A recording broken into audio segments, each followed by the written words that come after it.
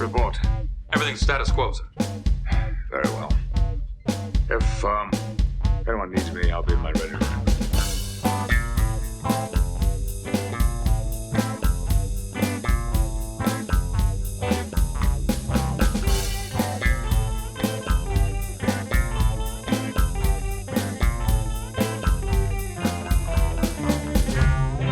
Welcome to the Readier Room, the only and longest-running Star Trek The Next Generation rewatch podcast. Every week we're bringing you an episode of Star Trek The Next Generation and behind-the-scenes stories of all the magic that came together to make it happen. My name is Mitchell Mells, Chief Consultant of Services at Paramount. With me is my partner, Brandon Hobbs, former Head of Resources Management. Brandon, how are we doing today? Good.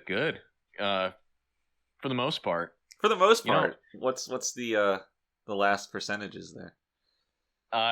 In preparation for this episode, I do what I usually do, and I visit the restroom for about 20 minutes. I like it. And you just gotta take a load off. Drop a load off even. I was take the Cosby kids to the pool. Right? I always said the California raisins, but What's the difference? Tomato. So, I was on Twitter and I was reading a thread. This is something that comes up very often on the internet, and I can't help but think it's complete cope. Okay. And it's quote, it's pronounced GIF, not GIF. Oh my god. Yeah. So and the cope. I don't know about you. The cope is that phrase, right? That's not your opinion. Yeah. It's. I don't know about you, but I remember a time before, everyone had the internet in the palm of their hand, and it was weird to use the internet for 12 hours a day, like we do now. Right. I remember a time when this wasn't controversial at all. Everyone said GIF. Well, that's how it's pronounced. And then a bunch of normies, I guess you would call them, decided to join in on the fun. They pronounced it GIF once, got corrected, and then got mad they got corrected. So now it's a crusade. That is against GIF. That's a tale as old as time, where somebody gets corrected on a minor issue, and thus can never walk back on it. Right. It totally is too, and it's so stupid because it's like, who cares? And now they've made it into something I care about. Right. Now I hear people pronounce it GIF, and I'm like, that's not how you pronounce it. That was never how you pronounced it. Insane. So I'm kind of quietly seething about that today. Was it you? Somebody made a pretty good point. I think it was you, where the creator of the GIF format died.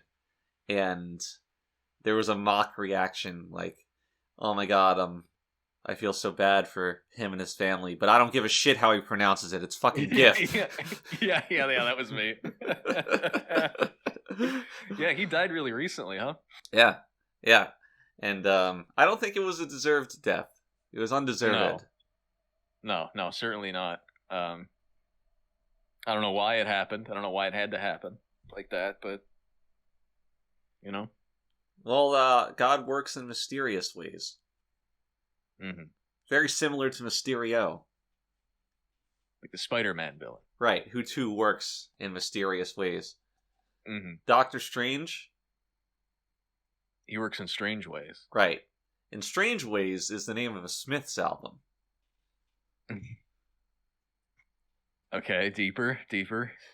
Well, no, that's just a fun fact. Oh, okay.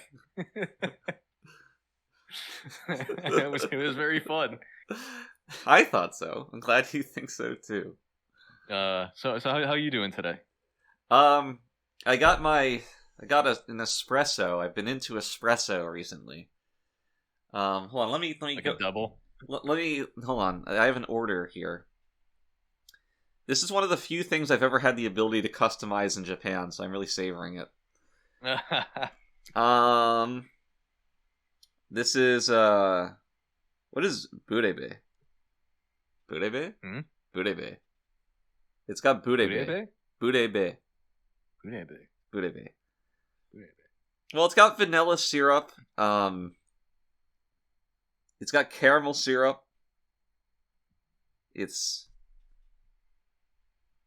got something else here. I think it's a triple. Yeah, it is a triple. I knew it. Triple spelled incorrectly. Trilpy. Well, they have too many P's. But it's apparently a triple espresso latte. So I'm wrong. It is a latte. It's an espresso latte. Okay. But yeah, which would make sense. I don't peg you as the kind of guy to drink straight espresso. Right. Well, you don't peg me all that much at all anymore. Well, all right. We'll talk about this off mic. But yeah, I'm really into it, and it's especially on days like today where I'm just fucking exhausted from all my hard work and duties that I really need to pick me up. And currently, it's picking me up. Kind of like when you're testing new walkie-talkies. Are you picking me up?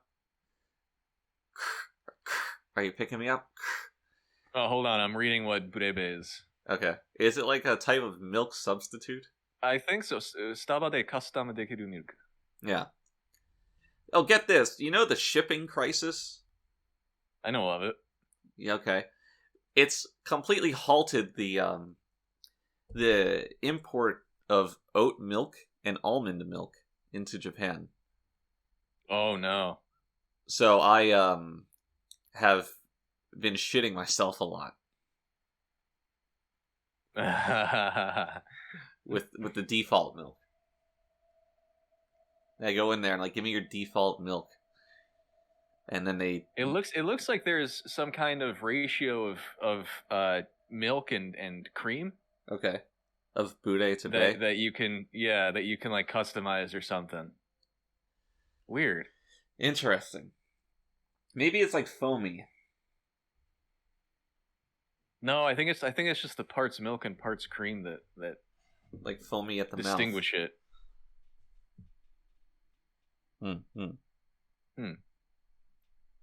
Interesting. Do they do that here?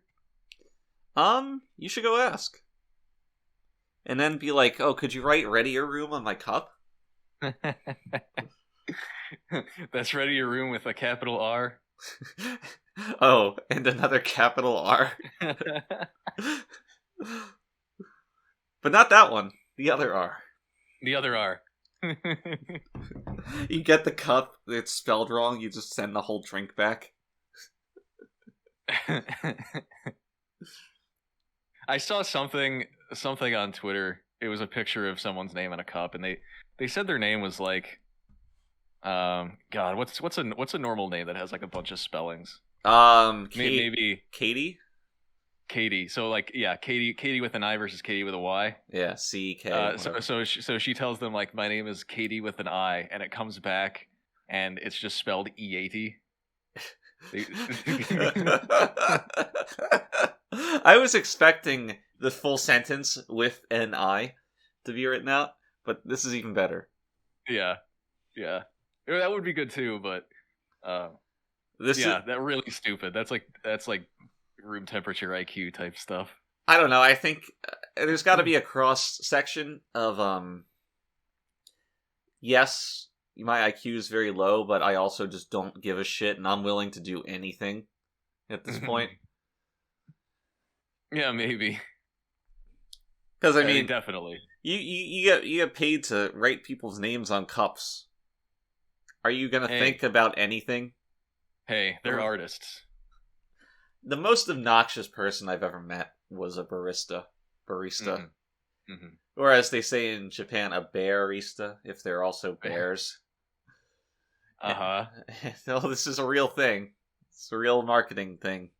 If they're like the animal bears. Yes. So anyway, this guy, again, the most obnoxious individual I ever met, would just go on. We would get drunk, and he would go on about how barista women, like the barista at your local Starbucks, is just the sexiest individual you could come across. What? His theory, and based in part of him being a barista and romanticizing the entire thing. He's like, dude, you see her every morning and she knows what you like to drink. Oh, and my she God. just gets you, man.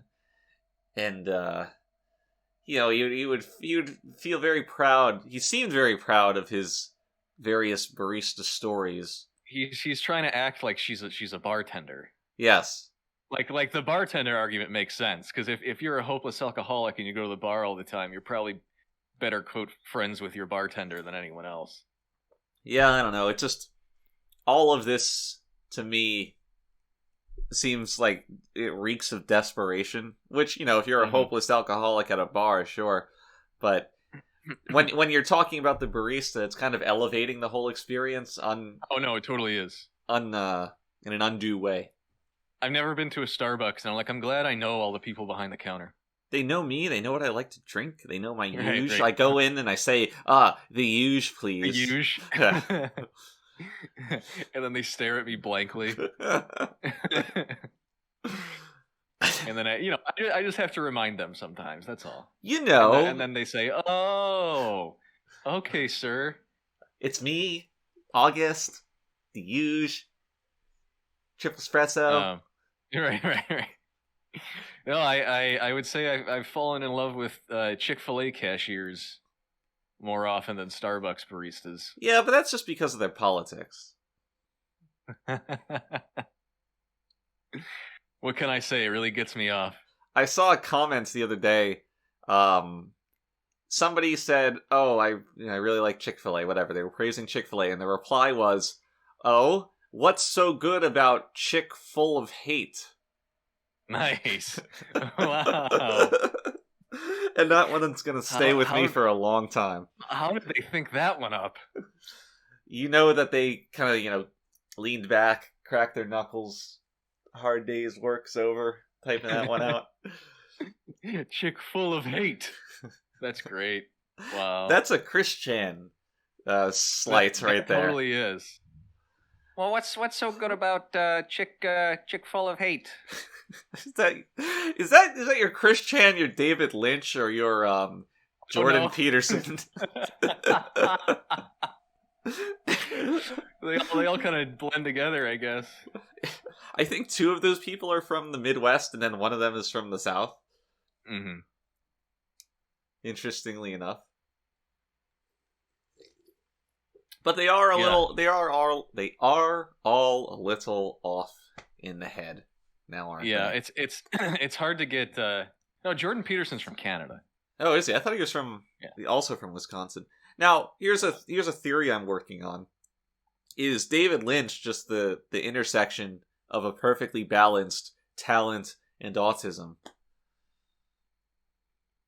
You're saying that's what he is? Yeah. Oh, I'm totally. I'm supposing that, yeah. Whereas Chris Chan, for example, is those scales are obviously tilted very far. Pure autism. Yes. Yeah. The new documentary episode came out today. Yeah, I was watching that. I don't know if I'm going to continue watching it. It kind of exists for me to listen to roughly 40% of it in the background. Yeah, I guess. I mean, at this point, what else is there to really talk about? Yeah, I'm still gonna watch it, but I guess it's nice because at this point, everyone's attention was waning, so there is technically more new information here, even if it's less interesting. I suppose, yeah. I remember I hadn't heard anything from the guy since he did that GameStop thing, right? Where he maced the employee, and there was a good 3 years or so in between that and like his peak popularity, maybe 4. So.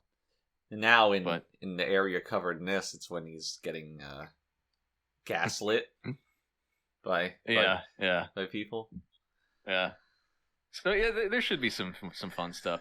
It'll just never beat the highs of the 12-year-olds Clyde Cash trolling him, pretending to be women. Yeah, Clyde Cash. Yeah, it's those phone calls. I mean, this has been posited many times before, but Chris Chan has a very similar trajectory to the internet as a whole. Insofar as starting out as a pure kind of very enjoyable thing in a somewhat innocent way to just being a corruption of its former self as it blows up. Yeah, sure. And that's sad. We cry. We cry. We cry. We cry. When angels deserve to die. Sonichu singing Father.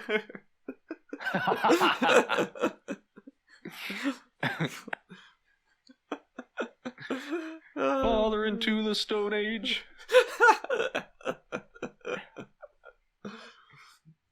Anyway, we should probably start talking about Star Trek.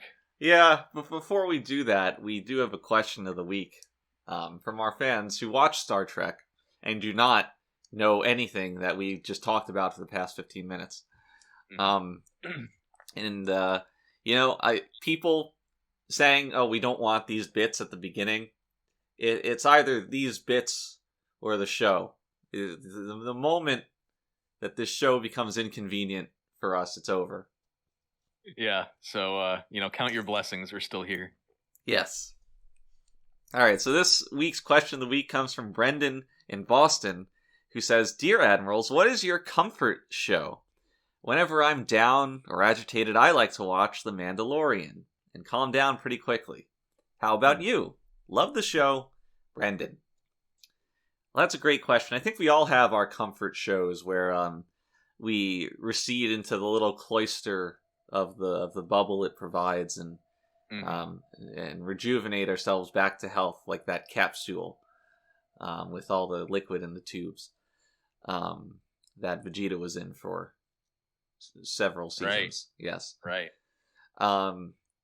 For me, I always like to watch The Office when I need a little comforting. There's something about the subtle humor of that show that it makes it very, very rewatchable. Yeah. It's just very smartly written, I think. Yeah. Yeah. And smartly acted, too. It's the type of quality television that you just don't get anymore. And I've seen every episode 6, 8 times. I'm on my 9th rewatch right now. But I'll be honest, I always skip Scott's Tots. It's a little too cringy for me with my... It's not comforting. Yeah, no, it kind of sets off your anxiety. Exactly, and I can't have that. I like to curl up with my blanket and my book. I don't actually read the book, but I just like to have it there to pretend that I read. And put on some of The Office, and it heals me. It's my healing show. It is, yeah. I would say my comfort show. I would say it's The Office. Okay. There's really nothing better than on a rainy day having the window open, listening to the sounds of the rain outside, ordering a pizza, curling up with my blanket and my cat, and a nice fresh cup of tea, watching The Office, and posting on Wiccan subreddits. Have you checked out Witches Against Patriarchy? Surprisingly, no. You got to go to the WAP. It's good. The WAP, huh? Yeah. Now, here's another recommendation. Have you checked out the Office Ladies podcast? No, have you? Yes, I have. It's wonderful. The Office Ladies are 2 of the former actresses on the show, and they go in and they talk about The Office. And wouldn't you know it, I'm such a big fan of The Office that not only do I want to rewatch the episodes, I want to hear somebody talk about them. It would probably say just a lot of mundane things about the production, the filming. Yeah, of said episodes. Not only is it mundane, but it's also extremely important. So I'm very into it. Right. Do they ever go off onto little tangents about things that don't matter? No, it's only things that matter very, very much. For example, really? Jenna, one of the 2 women, Jenna, she played Pam on the show. If you remember Pam, she was one of the main characters. she went on this story about how she would choose her cardigans for every day of filming because they were her Wow. cardigans. And Wow. yeah, I never knew that. I never knew that. And you wouldn't So know how did she do it? Well, she used a die. She was really innovative in that she used an 8-sided die. And there's only 7 days in the week, of course, but the 8th one, she said, was the wild card. And yeah. And sometimes in the wild card, and this, you're only going to know this if you listen to that podcast, but she would wear it inside out. And because she was usually filmed from the front, you would know. It was... Wow. Amazing. Wow. So you have to really pay attention to the seams on her elbows. Exactly. Wow. And back in the day, standard definition television, you're not going to know. Now with the Blu-rays coming out and the Peacock streaming service, which I'm subscribed to so I can watch The Office every day, you can see it in high definition. And you look and you point. Look at the seams. Wow. I think the marathon episode, the opening of season 3, is you can see him in that. That's one. Highly recommend it. There's so much, and it's art. Yeah, this sounds like a Readier Room for The Office. Right. Which what is an office but an extremely ready room? True. Everyone's got to be ready at all times. Right. Huh. So, big fan. Well, there's your recommendation, ensigns. I hope that one day The Office, that thing that Congress does where they preserve culturally relevant artifacts of film? Yeah. I hope The Office stays as far away from that as humanly fucking possible. I hope there's an Office reunion. Oh, wouldn't that be nice to turn on Netflix one day and it's The Office : 20 years later, and Jenna Fisher's face is just sagging. It looks like a dolly.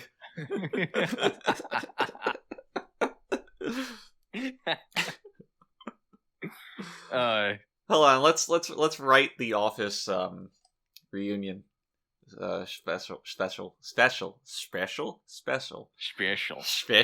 So obviously they're gonna have all the same jokes. They show up. Right, there has to be like an extended bit of something that already happened. Yes, I'm picturing Oscar kissing Michael again. Just okay. Well, okay. Here's the thing, though. Steve Carell's not going to show up. Right. He's too. He has too much self-respect. He has self-respect. He's kind of big time now. Right. Much like his nose, he's large time. Right. But that's the thing. They call him like, oh, I hear Michael and Holly are doing very well in Iceland. Yes. That's exactly what's going to happen. But you're going to have everyone else. You might even get Will Ferrell back. Oh, God. Will Ferrell, just as an aside, I think the world at large kind of caught on to the Will Ferrell scam all around the same time. Because I don't think Will Ferrell ever did anything appreciably different in his acting or his comedy. But everybody just decided around, basically after Step Brothers came out, that they didn't like Will Ferrell anymore. Yeah, that's kind of true. And I think his appearance on The Office came at right around that time, where everybody says, "Oh, this isn't very funny. He's not very funny." Right. But it was the same. Yeah, and he wasn't very funny. He wasn't. Right. But what was different? Nothing. Right. Who came after him as the boss? James Spader, who that was good. I liked him in that. It was very, very good. I mean, he's too good for The Office, though. That's the thing. Well, he's obviously a good actor, but the fact that he was so tonally different, I guess, than any of the other characters, whereas Will Ferrell's like, oh, I'm silly again. We have more silly. Right. And he gets a lot of unfair hate, but I thought he does. That was a good performance and a lot of good, well-written scenes with that character. Yeah. But he He's can also come in back. Boston Legal. That's right. Along with Bill Shatner. Yeah, so it's all coming back around. Yes. Do you think William Shatner will show up in the Office reunion? He's the boss. Everyone's gonna go, oh my god, it's Will Shatner. He's like, no, that's my cousin. I'm Jorge Shatner. He has a little mustache. Little sombrero. Just a little sombrero. The idea of a little sombrero is in and of itself a great sight gag. Yeah, for sure. It's kind of like just sitting precariously on like diagonally on the top of your head. It's like those Lolita fashion small hats that's like a headband. Yes. Right. Yeah. This is on Bill Shatner's old fucking ancient head. This isn't Lolita fashion. It's Lolita fashion. Oh god. Lolita. I don't know what you're going for here, but I'm in. You say it more Spanishy, and it's like a guy calling out to a girl. All right. Right. Kind of like reverse Poppy. Yeah. I'm in for it. But yeah, with The Office being as creatively bankrupt as it always has been, it's definitely going to go the route of a Fuller House eventually. I mean, what is the guy, Brian Baumgart, the Kevin guy? What's he doing? Aside from becoming a Fiverr millionaire, which is apparently a true story. Oh my god, are you serious? I believe on that platform he's the highest paid individual. Oh god, what a sad life. And I mean, I don't know. It's just, yeah. I mean, it's a creatively and artistically sad life. On every other metric, it's basically the dream. Right. And it's just, imagine being known as like you're popular because you were the funny fat guy on a show for white girls. You played that retard very well. Like that episode where they made you eat vegetables and you vomited. Right. Yeah. You were a good fat retard. A true professional actor, a thespian, even. Oh, I didn't realize he was a thespian. Yeah, he came out a couple of years ago. Well, good for him. Yeah, remember that scene? Or her, they, them, zer. Remember that scene where they dropped the chili? Oh, classic. Everyone quotes that scene. They say, the onions, you gotta undercook the onions. Everyone's gonna get to know each other in the pot. And it's ruined chili discourse for the past 15 years. And it'll continue to ruin it. Oh, yes. Chili is now a meme food stuff. Right. At one point, everything's going to be a meme discussed entirely within the context of crappy cable sitcoms. Still mostly The Office. Yeah. We're going to have Office historians combing through the lines. What new meme can we make? They played Call of Duty in an episode of The Office. They did. Which was bizarre to me. I don't know if that was product placement or what. But, Trey was in an episode of The Office. He was name dropped. I don't think he was actually in it. No, he was in it. Was he in it? I thought he was in it. No. Maybe he wasn't. No, I remember this because Stephen Colbert is the one who does the name dropping, and you can't have two guests in one episode. That's just ridiculous. Oh. Anyway, let's talk about Star Trek. Yes. If you, at home, have a question of the week you want us to answer on our weekly question of the week segment, send it in to the Readier Room at gmail.com. That's with a capital T and two capital R's. Or you can tweet at us at the Readier Room, and if it's a good question, we will answer it. So, it's a shame that we took 29 minutes to get here, because this week's episode, Yesterday's Enterprise, is great. Just going to come out and say it. I'm coming out. It's a great episode. I'm a Yesterday's Enterprise fan. Okay. I thought it was head and shoulders one of the best episodes so far of this season. I would put it above Who Watches the Watchers, which is an episode we both really liked. Yeah. I would say it was better than that.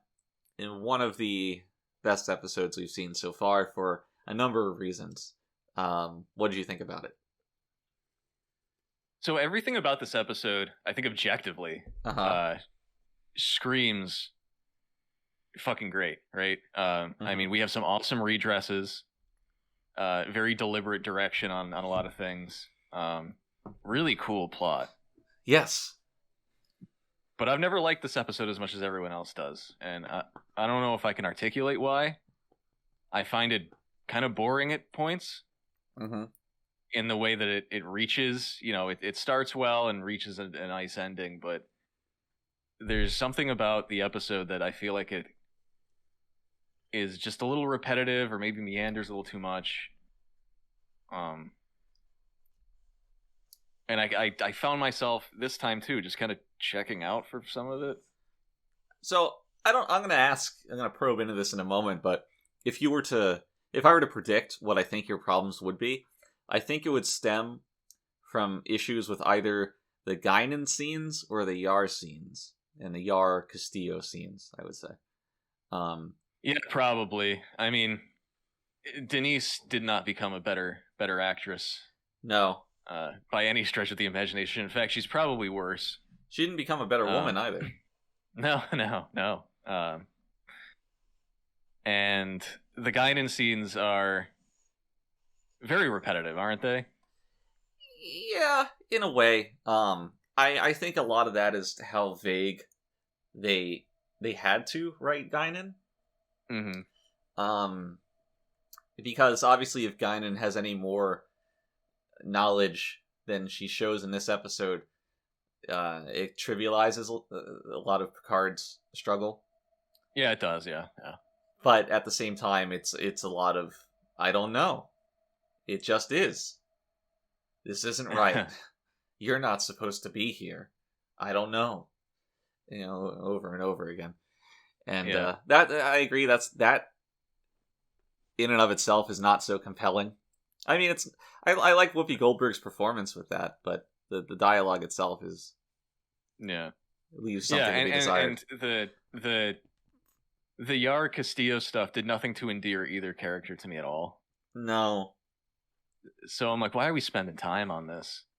I mean, it's the gimmick that Yar is back is kind of cool, but I don't like Yar. So I don't want to see more of her.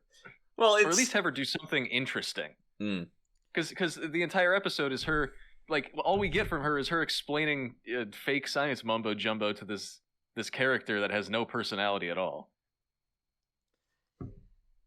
That's true. I think the idea of her sacrifice at the end of the episode is supposed to be more compelling. But it's a cool idea again. Yeah. Yeah. And it's cool. It's cool how she learns that she's gonna die and stuff, and she's like, "Oh, I might as well go back to the past." And it's also cool because it sets us up for a whole arc that spans the series. So. Yeah. Tasha Yar had a canonically hard life. Yeah. Oh, yeah. But I liked the Yar stuff on the whole. I'm not going to say that she suddenly became a very engaging character, but Yar existing and being in focus does a lot for this alternate parallel universe, alternate timeline. Oh, yeah, it definitely gives you that idea of, like, something's wrong. Right. In the same way, like, we kind of felt that on the set, too, when she was there. Oh, something's wrong. Yes. We went in for filming the first day, and there was just this stench that kind of pervaded the entire lot. Well, and I remember we looked at each other, and we were like, something's wrong. What's the a negative synonym for nostalgia? Is there a negative? I don't know, but you kind of get what I'm driving at here, right? I get where you're going, yeah. Yeah, that was the sense that pervaded everything during production. It's like, I remember this, I don't like it, but I remember it. And it's funny because, like, as far as I know, a lot of, like, this was one of the most brainstormed and rewritten again sort of scripts I think we've had. And so a lot of work went into this idea of like the Enterprise meeting the Enterprise and this time loop type stuff. But we only really solidified it when Rick finally acquiesced to Denise's groveling to be let back on the show. Right? Which and we was wrote happening in for the a art while. character. It happened for a very long time. She would attend every Trek convention and just beg anyone she could to be let back on, saying like, oh, she made such a mistake and she'll do better this time or whatever. Right.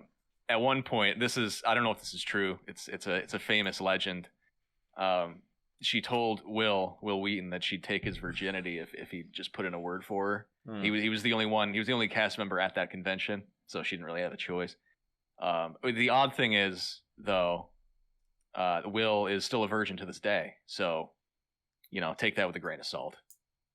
Now, it's very apparent to anybody who's seen the promotional material for Picard 2 that Will features in. You take one look at him and you know his status pretty quickly. Mm-hmm. But to me, it's weird because I heard that story from Will, and he's the only one I heard it from. But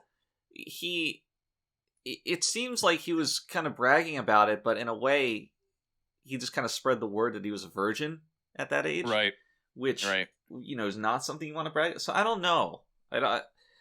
It's an unreliable narrator in a lot of ways. Mm-hmm. Definitely. And just as a PSA, if you didn't lose your virginity at 13, you never will. Right. And everyone knows that you haven't lost it yet. Right. You're going to be an incel for the rest of your life, so you might as well get used to it. Yeah. And we all know the virgin walk when we see it. We're very familiar with it. Yeah, but I mean, like I said, the concept and everything around this show was really cool. The script in the end, I remember the script it ended up having to be very rushed because we had to move up production in order to fit both Denise and Whoopi. So the final script, I know a few of the writers weren't entirely happy with it. So that could be where some of my issues come with it, where if they had as much time as they really needed, they might have ironed out some of the things that I don't really like. But this isn't an episode for me personally. I know everyone loves it, but for me personally, I don't come back to this one very often. I think irons out is a good way to think about this in metaphorical terms.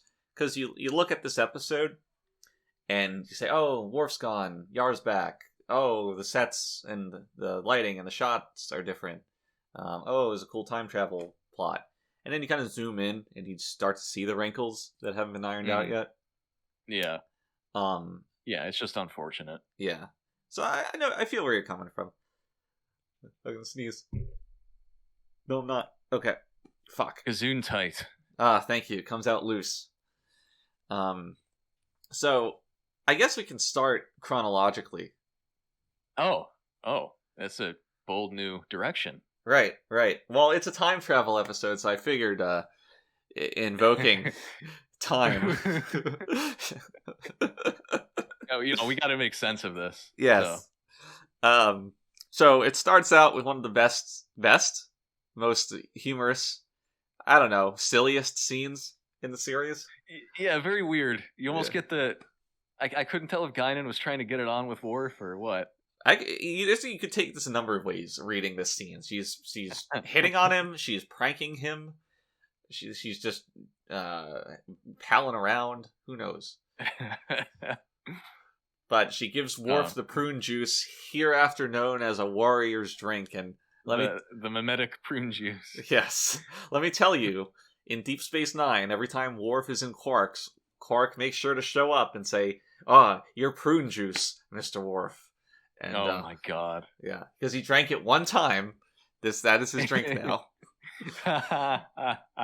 This scene did give me a craving for prune juice, though. Oh yeah, it keeps you regular. It's not a bad thing to drink. It does. No, it is. There have been times where I've had to drink it in large, vast quantities. The thing with prune juice is I love it so much. I'll buy a whole carton of it and then just drink it in a day. Which is not good. I like it too, but I always stomp the prunes myself. Oh, really? Yeah, and it tastes better when you got a little bit of yourself. Even after the accident? well, it's you can't let them win. You gotta keep living life.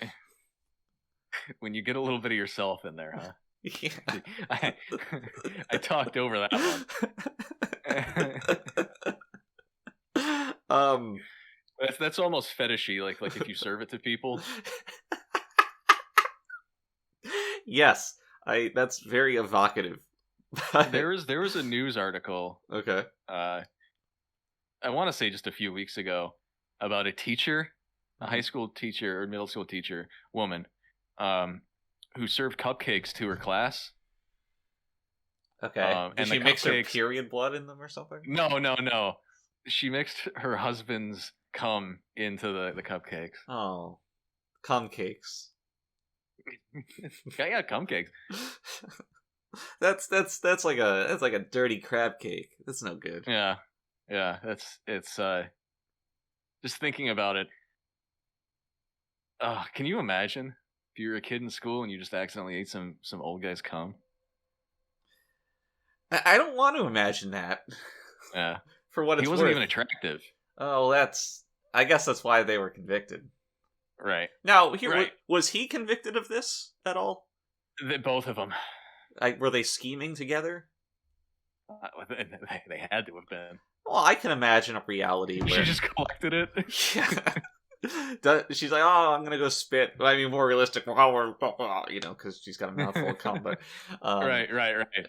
She goes and it collects it in a jar, and I don't know how much you need for a thing of cupcakes. But here's another thing: how does anybody notice this? How does this come out? I think they were talking about it a little too much. Oh, which is silly. Yeah, this is like a fetishy posted on the internet thing. Look what I did. Yeah, probably. Yeah, it probably got out because it was in a text log or something. Right. Well, I mean, I guess if you're gonna do something so degenerate, how can you keep it to yourself?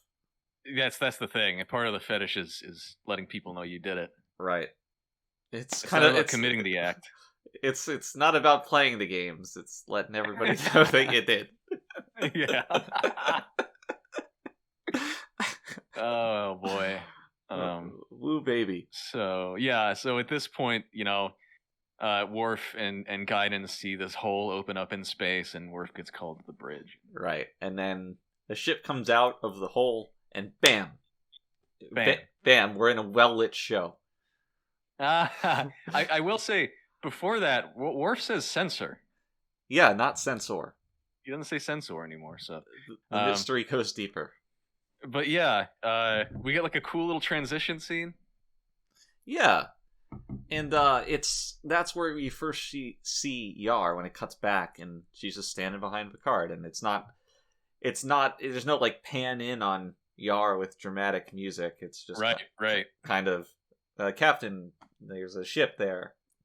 And, yeah, it's very understated, which is nice. Yeah, because it could be a lot dumber about that. Yeah. Yar shows up on the bridge, close up to her face. There's a sting. Yeah. Lieutenant Yar, reporting for duty, Captain. Whatever. Cut to one intro. thing I don't understand is why the Enterprise D, the alternate Enterprise D, which is more equipped for battle, I don't know why that necessitates having fewer seats on the bridge. You need more room to jump around when you get bombarded by photon torpedoes. To dodge the shrapnel.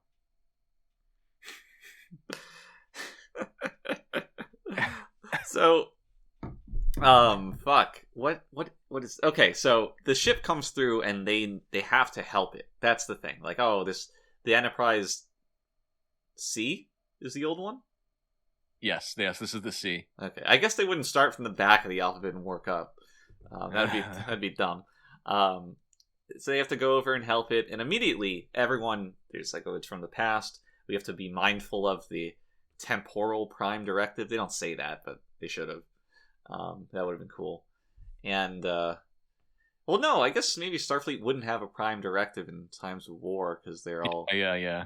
All right, good beats. Anyway, they're mindful of that. They don't want to fuck with time. So they go to help in a non-obtrusive way. And yeah, Riker takes his away team. Takes like a party, to the one thing I liked about this episode is that Riker and Picard are not very friendly with each other. Yes, I noted that. I enjoyed the general hostility that existed between them.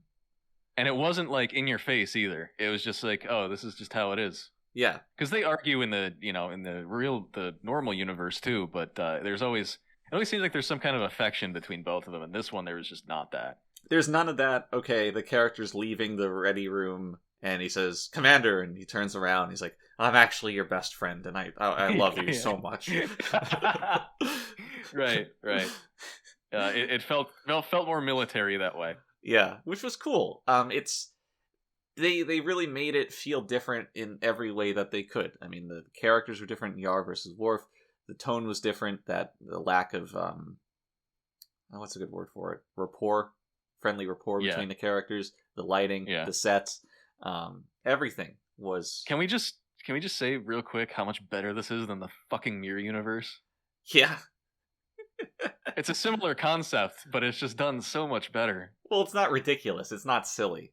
Yeah, right. People aren't wearing eye patches and growling at each other. Yeah. Barclay doesn't just kill Yar. Although he should. We all should. There's that in Deep Space Nine. They also go to the Mirror universe, and when you see Mirror Cisco for the first time, he's like, I don't even know how to describe him. He's like a gay pirate. And it's just ridiculous. So, and I think they know that, and they take all the Mirror Universe stuff as being more fun and tongue-in-cheek. Sure. But you can't tell a serious story that way, and this is very much a serious story. Yeah. Well. I mean, if you haven't been keeping up with Picard season 2, have you been? I dabble. The Federation becomes a Nazi organization in the other timeline. Okay. What is this based on? Did Picard not do that adventure on Ryza, and that's what led the Federation down the path of becoming Nazis? I think Q did it or something, or I don't know. I can't remember. I don't really care. That sounds like Q. He's quite the meddler, you know. But in Picard's office, there's just the skulls of his enemies. For example, well, you get I don't remember names, but you get a Romulan skull and a Klingon skull because the Federation is trying to take over the galaxy or whatever. Okay. And it's just ridiculous, and they're playing it straight. Isn't he dressed in all black? Yes. Okay. Yes. Yeah, it's very silly. By the way, this kind of brings me to another point I want to praise about this episode, which isn't quite something revealed at the onset, but I really enjoy the fact that the war depicted here is a hopeless situation for the Federation. Mm-hmm. That they are losing and dying, and it's very bleak. Yeah, it is.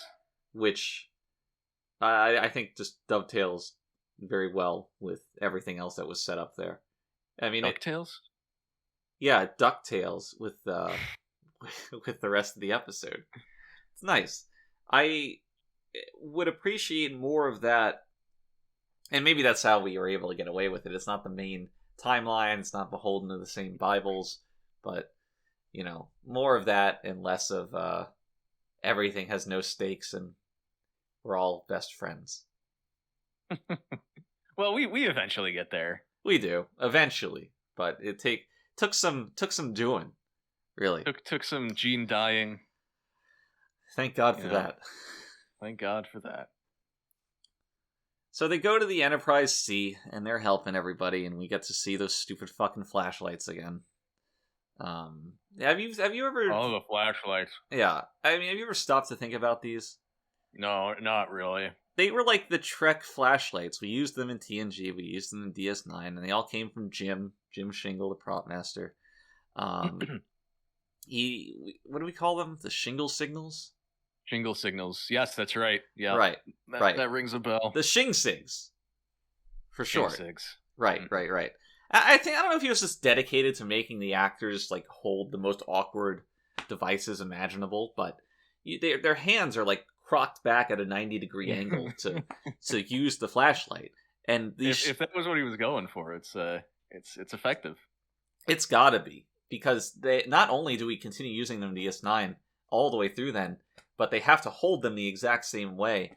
And I've heard cast members on numerous occasions curse the shin SIGs, just because of how fucking awkward they are to use.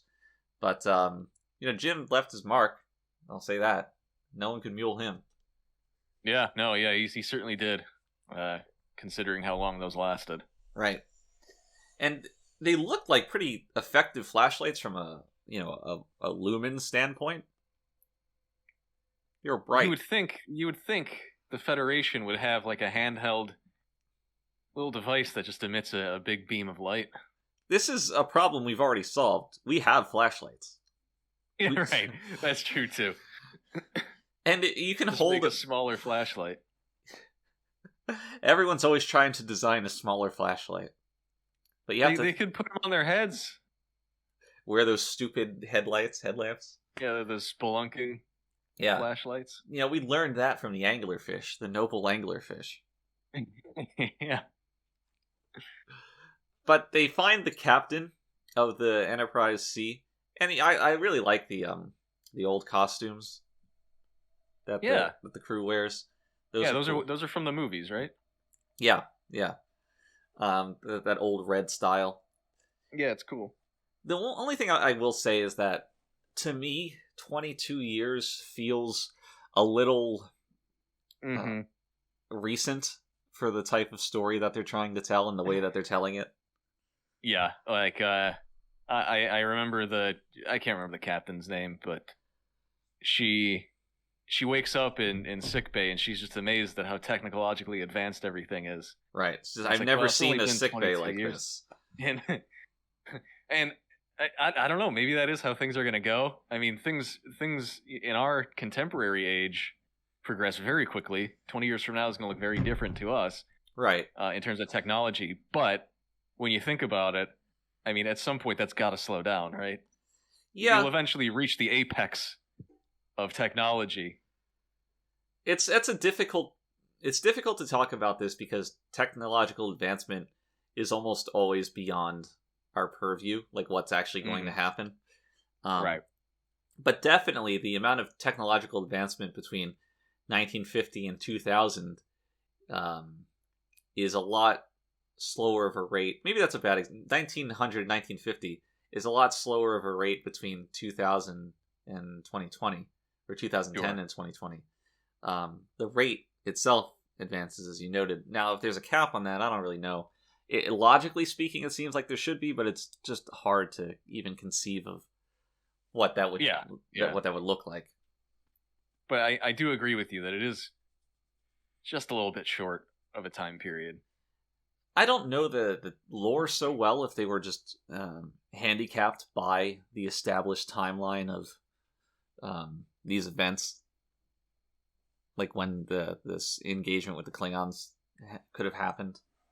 Yeah, I don't think so, because one of the original scripts, that it wasn't even going to be Klingons, I think. That they were at war with? I think it was going to actually be... Well, I mean, one of them was that it was going to be Vulcans. Because there was like some kind of time problem where the Vulcans didn't become the logical race that they are today. They would have been more like Romulans. Which is basically the episode anyway. Yeah, kinda. What is the difference between a Vulcan and a Romulan, other than that one of them says the word logic the first time they show up on screen in an episode? They do the little hand thing. And the pinch thing. Yeah, and the pinch thing. Which I believe Romulans can't do, for whatever reason. Yeah, which is kind of sad, isn't it? But Data can do it. Data can do it. As will be established. He can do anything, really. He does it, and then Spock like cocks an eyebrow and says, "Not bad." And then they run out of the room. That's like Joss Whedon writing. All my favorite guys come in for one big episode.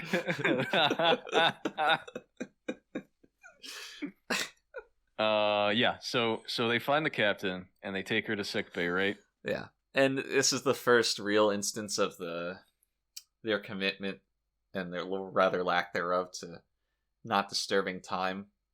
Because Picard kind of folds pretty quickly, which I don't mind so much. But he folds pretty quickly and says, "You're in the future. This is the Enterprise D." Right. What does the D stand for? D's nuts.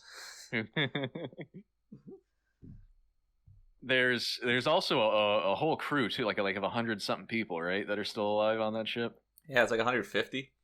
Yeah, and one quick thing, Dr. Solar gets name dropped over the intercom while we're in sickbay.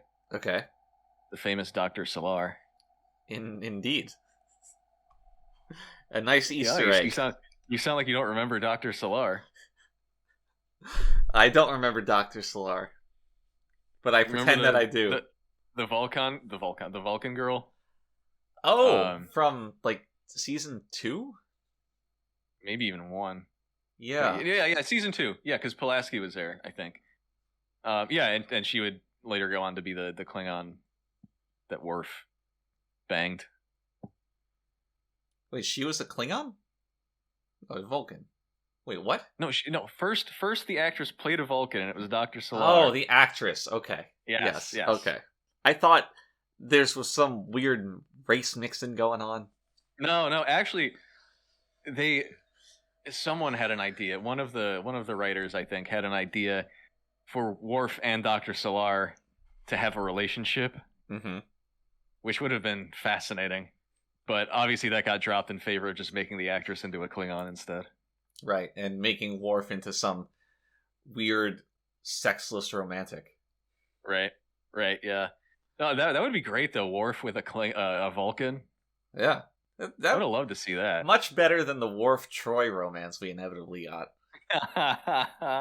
Which I don't think they ever really did anything with insofar as, like, Troy exploring Worf's emotions, which is kind of the natural way to take that. Instead, it's just a man and a woman, they fucking get into wacky misunderstandings when Worf's jumping between parallel universes. Like,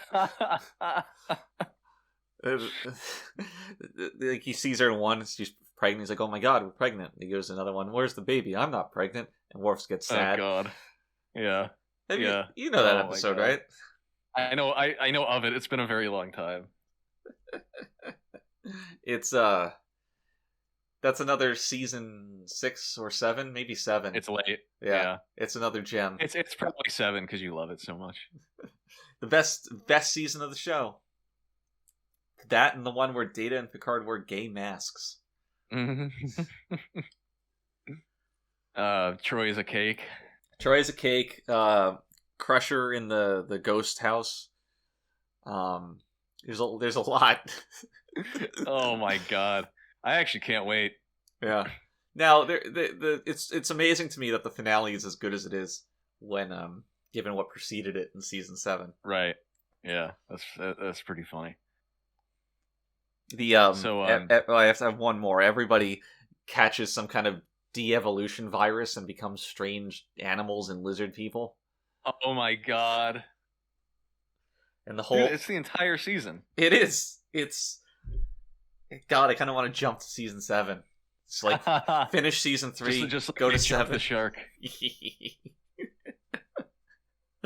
Oh, goodness. Okay. So, they tell the captain, you're in the year 22 years after whatever year you were in. It's the exact line. And she says, "Oh." So eventually they find other crew members. They find Castillo, which is he's a strapping young lad. Yeah, Christopher McDonald. Yes, like the restaurant. Great guy. Yeah, like McDonald's. Yeah, he was a good guy. He had this weird habit of every time he'd go to the food table, he'd kind of stare at it with like this wide grin, just unblinking, for like 2 or 3 minutes before he picked up his food. Very predatory. That was a little weird. Yeah, it made me a little uncomfortable. But other than that, he was perfectly nice. But I think his casting as Castillo was like either a mix-up or a last-minute substitution. Because because I remember around this time there was this casting call going out for that one evil guy from those teen comedies. Right, like the 16 Candles and Yeah. yeah. It's like, and you know who that is. Yeah.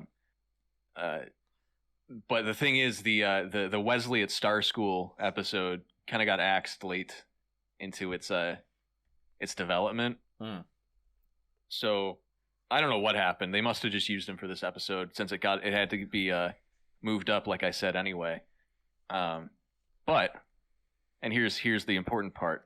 The legends say that the producers still have Chris on speed dial to this day, because they're just waiting for the perfect opportunity to use him in Star Trek Prodigy.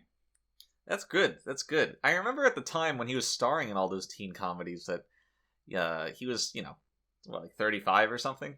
So, with the rate of how these things scale, it would be fine to get him back in there these days. Oh, totally. Yeah. He doesn't look a day over 50. Right. Which is perfect age to be playing a high schooler. Yeah. Which really helps me self-insert, which I like. Mm-hmm. Yeah. Self-insert into dating high school girls. It's a wild fantasy that's almost inconceivable. How could that ever happen? So it's around this time. So this is where Yar and Castillo start kind of building this rapport, I guess you would say. Yeah. Very clinically. Yeah. It's a little weird. They talk mostly about ships and the Enterprise and stuff, and we get what I think is the first instance of the writers, and I guess everyone, kind of taking out their anger and frustration on Denise via the episode. Yep. One of the lines, they're walking down the corridor and Yar has to say, "I was lucky to get the Enterprise." Just a reminder. Which is a subtle jab. Right. Maybe not so subtle. Well, people got to know their place. Oh, yeah, especially Denise. Yeah, especially the dogs, right? Mm-hmm. So it's good to kick them while they're down, is what Gene always said. That was part of his philosophy. That was with the show. Famous quote. Yeah, I believe that was the guiding precept behind the conception of Voyager.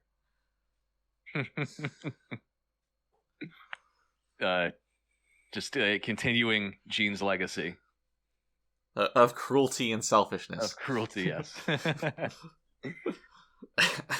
So I think the most jarring part of their relationship development is when Castillo's introducing himself.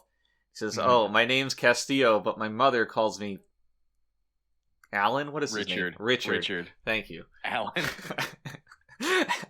Alan. He's gonna wake up next to a velociraptor. Hey, don't talk about Denise like that. And Yar's like, "Okay, Castillo," and he says, "No, I think I'd prefer if you called Richard. If you called me Richard." I forgot for a second. Yeah. And it kind of just comes out of nowhere based on the fact that they're both supposed to be attractive. Because nothing really endears them to each other otherwise. I guess they both had the same position. They were both tactical officers. Yeah, sure, I guess. But yeah, there's no moment before that that's like, I don't know, like they touch hands or something, or right, whatever. There's no meet cute to be certain. There's nothing indicating that they're romantically interested in each other at all. Pretty much the entire episode, except for that one line and the time they kiss. So I'm generally a fan of romance in these stories. It's a good way to inject humanity into cold science fiction. Yeah. But I don't think that this episode necessarily needed a romantic angle to tether Definitely not. Yar to this ship. No. I think you could have built this as a more buddy or coworker like relationship, more friendly than overtly romantic, I guess.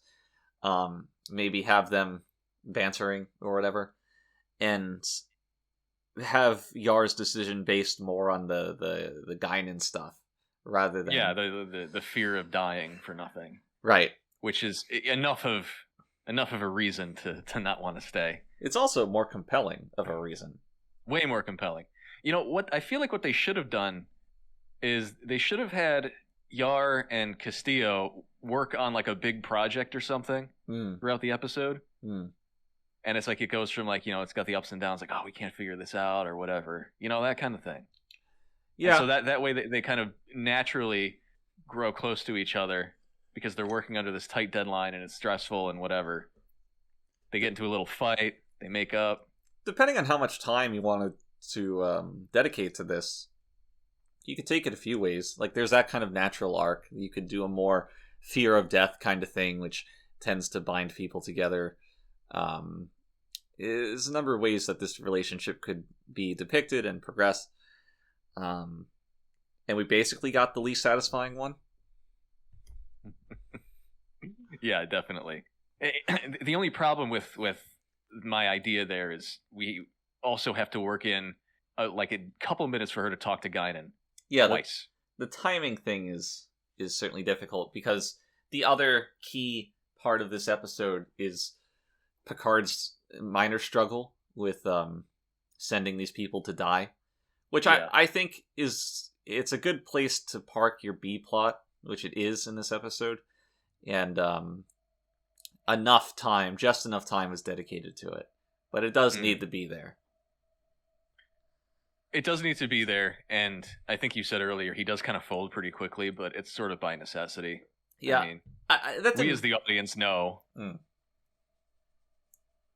Go on. We know that these people need to be sent back. Right. So, I mean, the TNG wasn't just going to suddenly become a dark military show.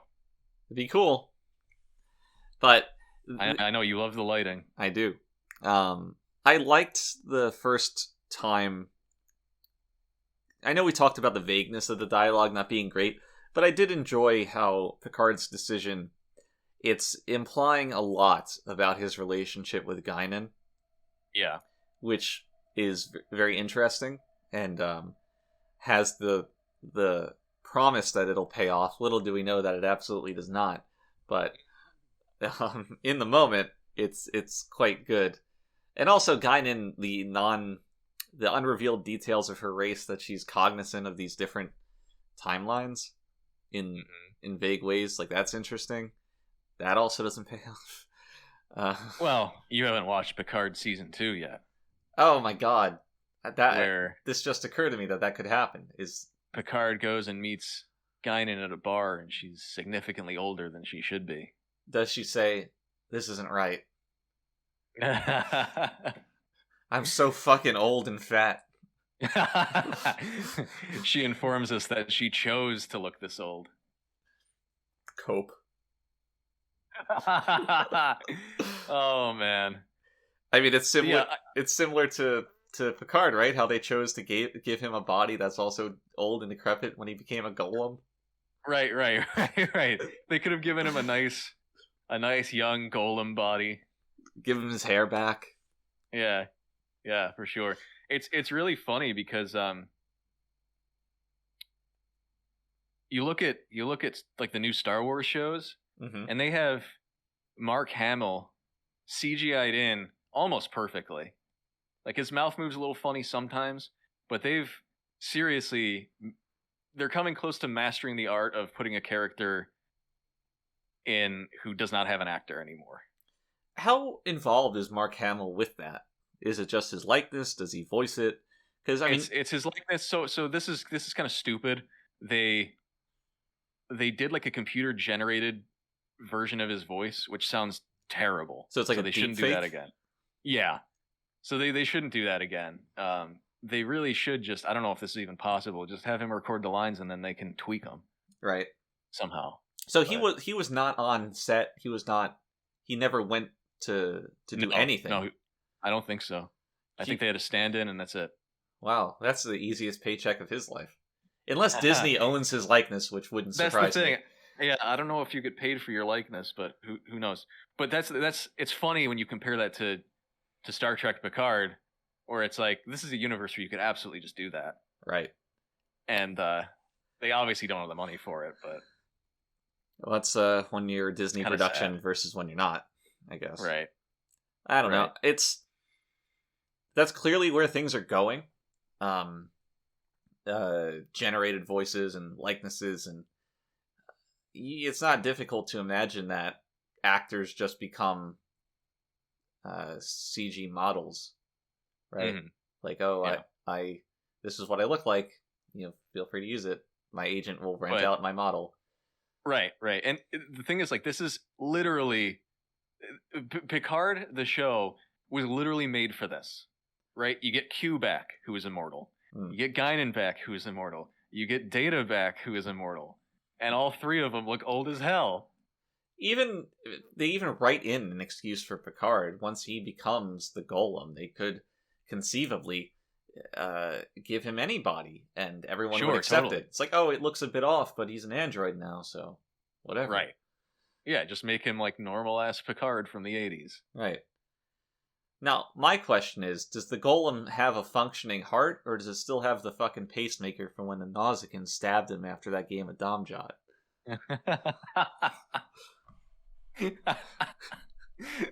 That has to be the nerdiest thing you've ever said. That it just condensed into one sentence. That's amazing. Where were we though? At the very beginning of the episode. So, Yar and Castillo are getting to know each other. Guinan's talking to Picard. She's saying this ain't right, and Picard's like, yeah, whatever, sure. And he calls his meeting with his staff, and his staff. I like this scene a lot. He says, we're gonna send them back. Fuck them. They can die. I don't give a shit. And everyone's like, no, you can't do that. And, Yeah. and Picard just puts his foot down, says, I'm not asking for your opinion. I'm the captain. Go do it. Yeah, we get a little bit more Riker tension there, Right. which is cool. Does that wide-eyed Frakes look. Yeah. With all due respect. yes. Oh man, the perfect cadence. Real quick, fish watch. There is no fish. Well, the room's a lot different in this case. That's the Ready Room, right? Yeah. And right. it's redesigned in a lot of ways. There's like all these war maps and diagrams on the wall. We had to redress the scene, as you alluded to the set rather, as you alluded to earlier. And we had a lot of fun with this, actually. And this is some hidden lore for fans of the Readier Room. Oh yeah. When we were dressing that set, and it was not the normal Ready Room, it was different. We actually called it, this is the Readier Room. Mm-hmm. Because it was new and different and made better for war. And that's a name that's always stuck with me, the Readier Room. And when we were making this podcast, I just knew what had to be the title. And I went and I licensed out that phrase because we trademarked it. They trademarked it, and it was difficult to get the rights, but I did it, and now we're on the Readier Room. Yeah. It's quite the history. Yeah, it's a very interesting story, and it's a very interesting I bet most fact. people didn't know that. No. Yeah. And if you ever wanted to kind of flex your Trek knowledge, the other Trekkies, you can tell them that in yesterday's Enterprise, the crew, while redressing the sets, referred to the Ready Room as the Readier Room, and now there's the Next Generation Rewatch podcast called the Readier Room. Available on Spotify. Yes, on YouTube. And they'll be wowed. They'll say, "Wow." Yeah. That's amazing. Yeah. And then they'll say, "Well, did you know?" Right.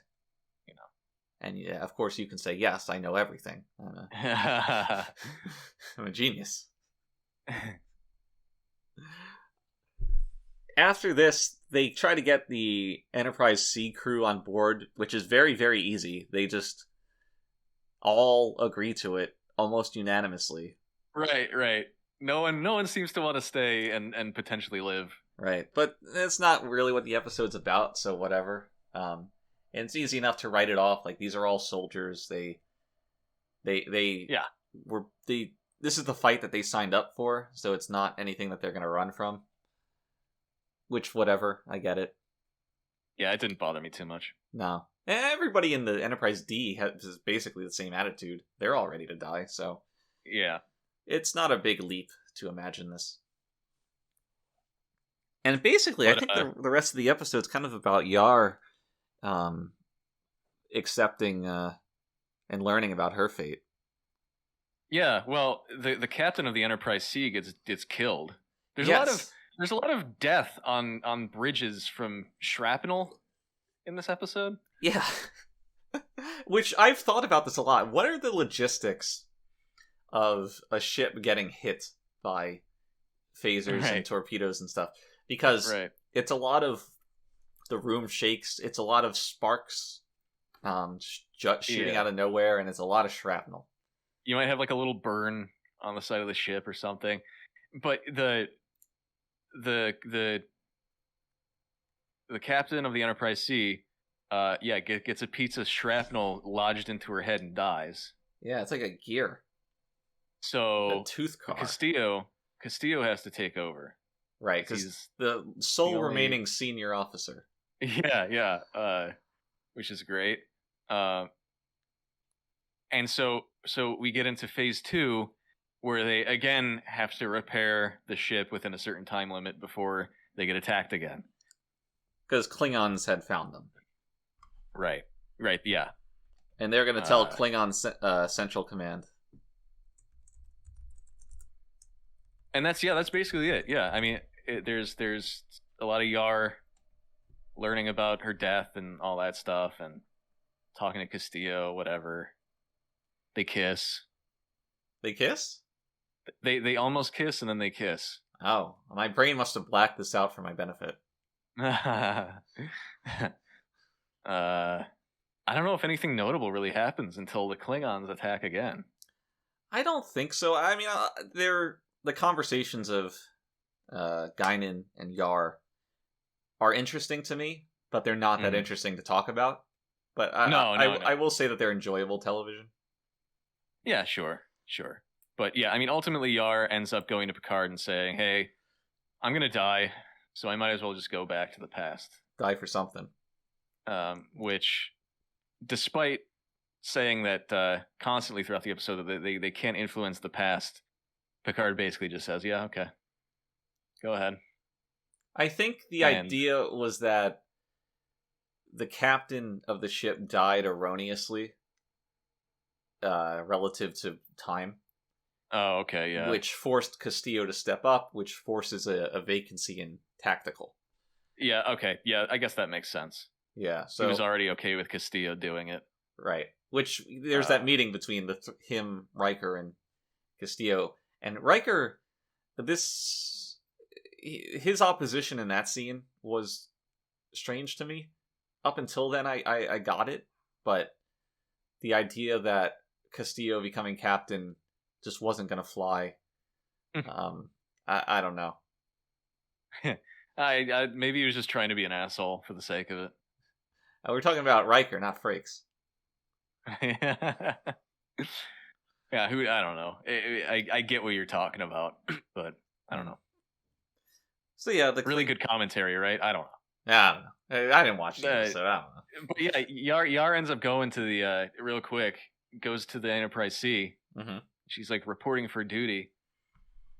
And one thing I did want to point out, because to this day I don't know if this was a genuine reaction from the actor or if it was in the script. Castillo just turns to her and says, "I don't want you here." Yeah, it was a bit of ad-lib, I believe. Yeah, it was convincing, if so. Right. And Denise kind of had to just play off of it. Now, what really got me was when she shows up and says, Lieutenant Yar reporting for duty. I checked the schematics. I don't think there's a bathroom on that bridge. So I was just confused. That is odd. Right. I don't know what her plan was, but I'm glad we didn't film it. We did. I can only imagine where that would have gone. Right. The ship shakes after it gets shot by a torpedo, just flies everywhere. Well, Denise reported for duty a lot in places that bathrooms didn't exist. I have primarily her trailer, which we refuse to outfit with any reasonable accommodations. Right. We called it the swamp. A fine mist hung under the ceiling inside of it. Real dingy. A real dinge. A dinge. Miss Swamp's dinge. Yeah, so then the Klingons attack again. And it's very exciting. Oh god, is that so yeah, the whole scene is that the Enterprise C has to go back through the wormhole, and the D has to cover them. Right. Which Gene was always used to covering people with his D. I'm glad it made it into an episode. Bit of an homage. Yeah. Now, I think a problem with this is that it highlights how unexciting some of the space battles can be. Yes, absolutely. You had to get Patrick like flipping over the railing and stuff. Right. And then it cuts to work. It cuts back to the ships and they're just kind of drifting.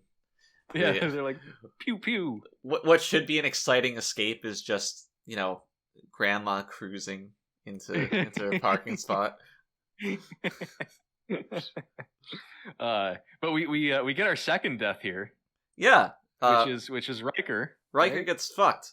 And now I always thought about this. I had no idea where the bunch of rocks, the foam rocks that assault him, were supposed to come from.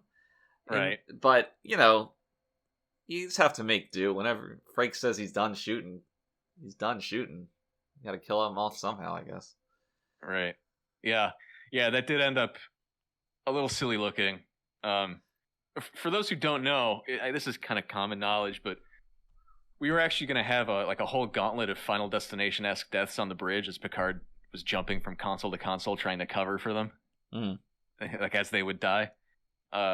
So obviously we got Riker's death, but we had planned to have, I think it was Wesley got decapitated, Data's head would be blown off in some kind of like electrical incident.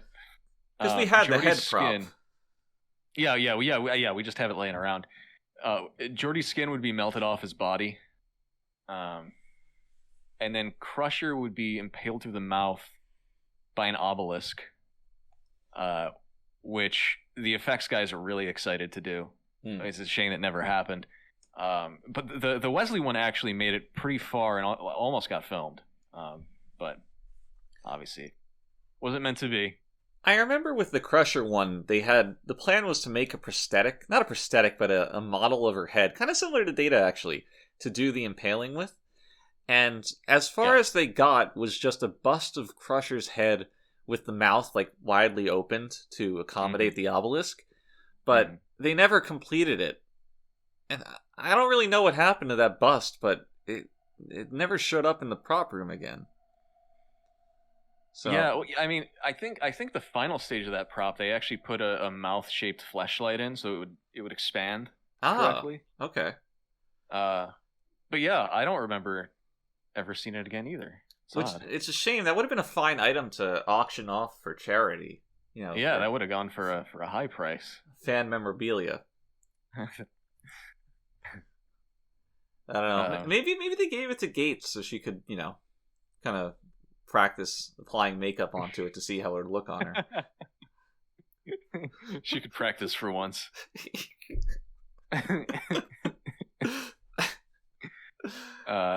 So long story short, the Enterprise C gets away, and everything's okay. We're back to normal again. Very, very abrupt. I like this. It's just a very abrupt change back to the normal bridge. Just like it was abrupt at the start. It's it's flaccid in the best way possible. Totally. Now there is a little bit of minor celebration with Guinan, ostensibly. Yeah. There's just knowing cuts of her where you get the feeling that she senses everything's at peace. But to me, it seems like it should have been a very short amount of time between when Worf left 10 Forward and when Guinan is in 10 Forward at the end to talk to Geordi. Mm-hmm. So in my mind, did Worf get summoned to the bridge and Guinan immediately went to the next table where Geordi was there? And basically... Well, no, it would have been a while, though. It would have been like a few hours at least.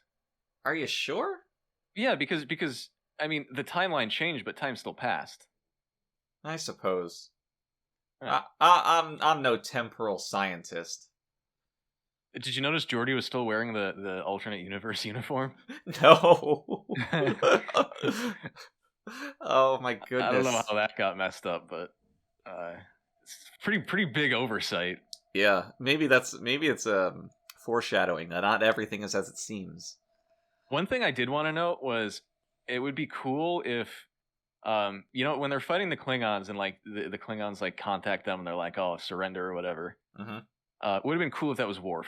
Yeah, I don't know the specifics of Worf's backstory, if that would not make sense or not. But that would have been cool. It might have been unnecessary, but it would have been cool. It was in the script to potentially be Worf. Ah, it was like maybe Worf. You could have done it pretty. I don't know, subtly. That might not be the right word, but just have Worf's voice on that intercom and nothing else. Yeah, no, that would be cool. Yeah, work him in there somehow. But yeah, I guess we've reached the end. That's it. That was the episode. I really liked it. Yeah, it's a good episode. I know you hate it, but I don't hate it. I just don't see the fanfare for it as much. It's not what I really come to Trek for, I guess. Maybe. I don't know. I hate to keep coming back to this. I mean, I love to keep coming back to this, but to me, it does a lot of what Deep Space Nine would ultimately do in a lot of different ways. In its look, ruin Trek, basically. In its look, in its feel. Make the series completely un-Trek-like. I don't get that. I don't get that vibe that Deep Space Nine is not Trek. It's different, but I think they both play in the same general... Separate but equal. Separate but equal. Much like Picard and Sisko. Yeah, whatever. I mean, I acknowledge it's a good episode. It's just not one of my all-time favorites like it is for seemingly everyone else. That's all. Yeah, no, I think that's a fine take to have. I'm just thinking more about what, in general, is Trek. Is there room for darker tones and darker visuals in Trek, or does that upset the fabric of Star Trek? Because I haven't watched the original series. I don't know how much of that, what that laid out, clashes with things like this. Because I imagine that was a lot more innocent in a lot of ways. Yeah, no, I mean, I think there's room for it. I think the beginning of TNG was particularly psychotic in how it was laid out in terms of like no one could ever fight with each other and right, stuff like that. Like the original series was not like that. Gene was just off his rocker at that point. Dementia. And so it took a lot of time to course correct. That's all. Well, I'm just glad we eventually course corrected to the point where there's a Luxwana Troy episode every season. Yep. She has episodes in DS9 too, doesn't she? She has one every season. Great. It's so in my watch of Deep Space Nine, I have to strategize and I have to look forward, because if I ever end a night's worth of watching where the next episode is a Luxwana Troy episode, I'm never gonna want to start again. And I have to leave like a good episode before that, and then watch that alongside the Luxwana Troy episode, just to make it palatable. Right. Yeah, that's understandable. And it's so upsetting too. They can strike at any point in a season. Does she bring her giant servant with her? I think she did it at the beginning, but that stops. What she does bring is a bunch of disgusting wigs. Oh man, I can't wait to watch Deep Space Nine. It's got great moments and it's got other moments. to be sure. So, God, I couldn't really choose. There's so much good trivia here. Oh, before that, Yeah. I would say 4.5 saucer steps. Oh yeah. Yeah, sure. I mean, that's fine. 4.5. You follow your heart. You don't gotta toe the company No, line. I know. I don't think it's a bad episode. I don't know. It got hyped up for me for the longest time. I mean, we filmed it. I watched it on TV, kind of put it to rest, and then everything I would hear from fans was just, this is the best episode of all time. So, I go back to rewatch it and I'm like, I'm still not feeling it. And every time I rewatch it, I'm just like, it's really good, I guess, but I don't know. I can't articulate it. I hear that. Like, I did put it pretty highly relative to what we've seen, but knowing what's coming, I know it's not going to be the best episode of the series, but no, that's the Troy becomes a cake episode. Yes. Also the Data phone inside of his chest episode. I mean, this is completely aside, but I think my favorite episode might be the Data gets stolen episode. That's a good one. Yeah, where he pulls the trigger on the phaser at the end. He was actually going to kill somebody. Right, yeah. Right. Yeah, that was a good one. But I don't know why I went to that tangent. Yeah, with this, fuck, I completely missed my point. So I wanted to talk about Data. Whatever. Give me your trivia. All right, I've got 2 for you today because I couldn't choose. Okay. I think I have 2 at least. So the fatal shrapnel embedded into Captain Garrett's head was a wing from a VF-1 Valkyrie model kit from the Japanese anime series. What? It's not Dirty Pair, is it?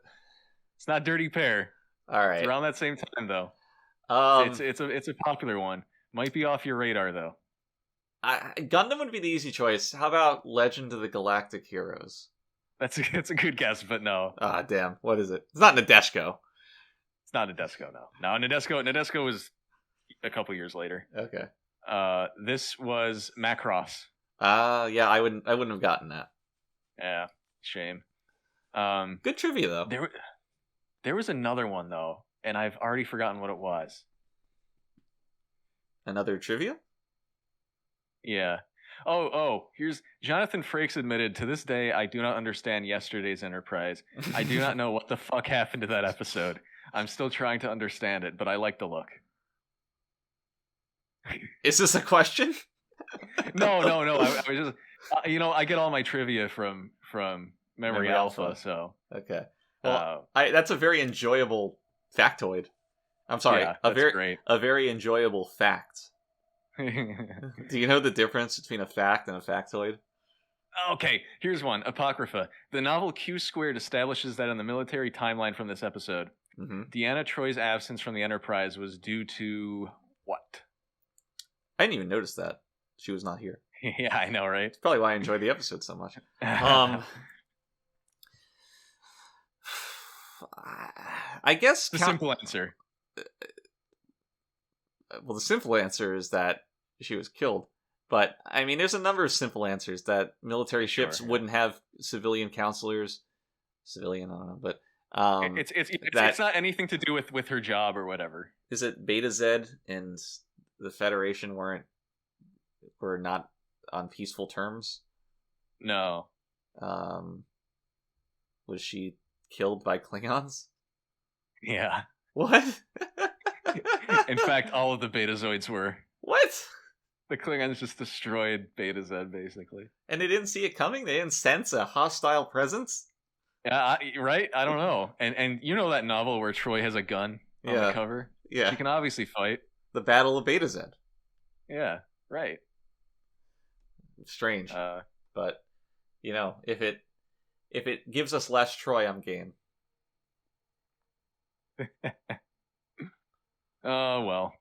Unfortunately, she's back next episode. Damn, my mind is just fascinated by that Frakes quote. Yeah. It's not a complicated episode at all. Right. I mean, you know how it is. Like, if you didn't rewatch the episode, maybe, because it's different when you're actually Yeah, that's fair. If you're performing and... you reading a script is different. Only paying attention to the scenes you're in, very different. But part of me wants to believe that he just had no idea what tone he should be going for in the performance. Yeah. And that his hostility is just general confusion. That would be great, yes. But it worked. Mm-hmm. Well, that's going to be it for today's Enterprise. Today's episode of the Readier Room. Join us for tomorrow's Enterprise. Be sure to check out our sponsors, Denny's, home of the Grand Slam and the Tauntaun Men, Pep Boys, who are home of the Pep Men and the 3-minute oil change. At either of these fine establishments, if you drop the keyword Readier, say that Mitch or Brandon sent you, you'll get 15% off whatever you're purchasing. And be sure to come back next time for tomorrow's Enterprise and another episode of the next generation of Star Trek. We're going to be here with all our behind-the-scenes stories and hidden lore, and we're eager to see you all again.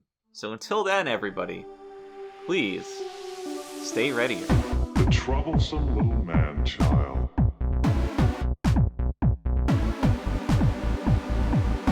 I stand before you defrocked, condemned to be a member of this lowest of species. Thank you, Ensign. Engage. Do you consider yourself superior to us? Should have told him to mind his own damn business.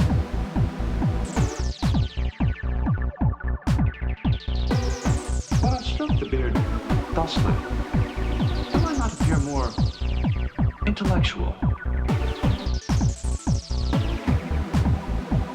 Computer, freeze program.